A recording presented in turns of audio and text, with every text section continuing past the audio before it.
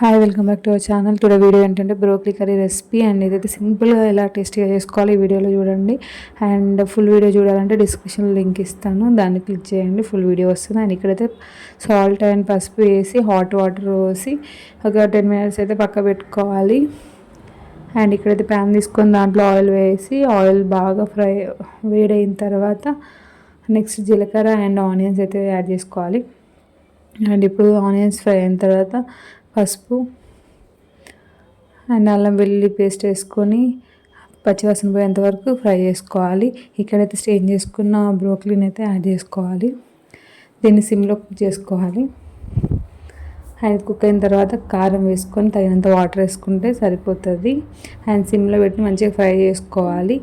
తగిన చికెన్ మసాలా వేయడం వల్ల కొంచెం చికెన్ ఫ్లేవర్ లాగా ఉంటుంది, టేస్టీగా ఉంటుంది. సో ఈ వీడియో మీకు నచ్చినట్లయితే లైక్, షేర్ అండ్ సబ్స్క్రైబ్.